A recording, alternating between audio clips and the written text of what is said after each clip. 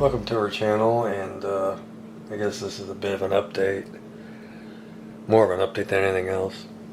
I haven't been building models or anything like that because I just can't do it due to my health. I'm slowly getting to the point where I can sit here and do something, and that's only because they have me on Vicodin. I've been diagnosed with bone cancer, which I mentioned, I think, in the past. And that's what we're dealing with now. So we have a new drug they added to the old drug that is really a drug that's meant for osteoporosis patients. It's really not a drug that's for bone cancer. What my oncologist is doing is basically creating a stalemate scenario where what the bone cancer eats away, the drug puts back. It's a drug called Exgeva, and it just basically robs your body of calcium and throws it all into your bones. So, as I said earlier, it creates a stalemate situation. And that's where we're at. I guess we're going to see how that goes and go from there. But they have me on Vicodin, which I do need, because there are some days that I just can't function because of the pain. So today I'm feeling okay. I did take a couple of Vicodin before making this video because of my chest, and it's starting to kick in, so I can sit here and do this, what I need to do. I also want to thank some guys out there who've been checking in on me, seeing how I'm doing, which is really nice, and offering their thoughts and prayers. There's, hope I don't forget anybody, but there's Eric over at Rascal's Hobbies. There is Kenny May at Moonmark Models. My bro Gary over at MC Model Works, Todd over at Lugnuts Garage, Tom, a viewer of mine that checks in, and Doug over at Hensley's Hobbies, he checks in. So I appreciate everybody checking in on me. And the prayers. So thank you guys for doing all that. And yeah, that's where we're at. I don't know how, I don't know if I'm going to go back to my old schedule of doing videos of the weekend, because it's all going to depend on what kind of day I'm having.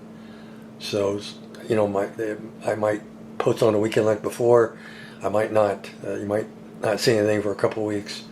It just depends on my health, basically, and where I'm at. But this thing's been sitting here for a month now. I need to get back to it. It's probably about maybe 80% done. I have to go in and color all the windows that need colored. I have to put the front sensor piece on in the dish. Got to put the dome in here. Got to paint the nav lights. What I did do today, though, is I hooked up all the electronics. Everything's hooked up now. And I screwed up. You can definitely tell I wasn't feeling good. I have a lot of mistakes on this. But in the wiring, sometimes there's the ring of SMDs I have in here. I don't know if I didn't solder right or something, but I have to move the wires in here to get it to come on. So I must not have soldered something correctly, because I was kind of rushing this, just trying to get this thing together and get it off my table before something happens to it. I did paint it a rattle can, and I regret doing it. I won't do it again. But again, I was just trying to get this thing finished. I wasn't feeling good. I didn't feel like dicking around with an airbrush. So I just went out to Lowe's and got a can of a Krylon. This is a pewter gray, and just sprayed the whole thing in pewter gray. It was quick, fast, and I was done. But the problem with that is when I need to do touch-ups, I have a hell of a time touching up out of a rattle can. I have to spray it. This Krylon is not meant for brushing with a hairbrush. So touching up is quite tricky with this, and I know better, but I just wasn't feeling well, and I just wanted to get paint on this and get this thing done. I am happy with the nacelles, though. They're straight as an arrow, and that I am really happy with. They look excellent, and yeah, those I'm really happy with.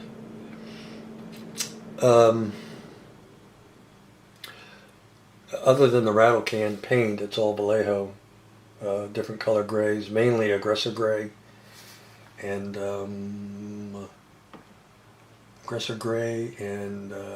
medium gray. Those are the two colors. I used the Vallejo, or not Vallejo, Tamiya panel line for the this bit right here, and everything else is Vallejo. Oh, I'm sorry, no. The grills back here, that's AK Interactive. That's the true metal, or the extreme metal. It's the Dura aluminum I used on those, and then I went over it with the Tamiya panel wash. So it's AK paint, Vallejo, and then Tamiya wash, panel wash. Now I still have to, as I said, paint the nav lights. I have to paint. I want to block some of the windows, darken them up. I don't want all the rooms lit up. And I have to paint the lights back here at the hangar deck on the fan tail. And then I'll use Tamiya clear paints for that. But everything is wired up, and I don't know if you're going to be able to see it and with the lights on, but we'll try. The circuit I bought from Kenny over at Hobby Link International, I couldn't use it, and that's my fault. I bought it. I forgot that board was a 9-volt board, and I'm running the entire ship off of 3 volts. So that board wasn't going to work, so I had to make my own up for the strobe lights. And for that, I just used the old 3909. I still have about 4 or 5 of them left.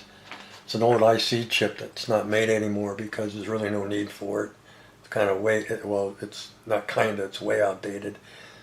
So they don't even make these no more. I still have about 4 or 5 of them, but this is the circuit I always use because it's such an easy, simple circuit. That flash rate is about a 1 hertz flash rate, or once a second. And to get that rate, I used a 680 rating on the capacitor.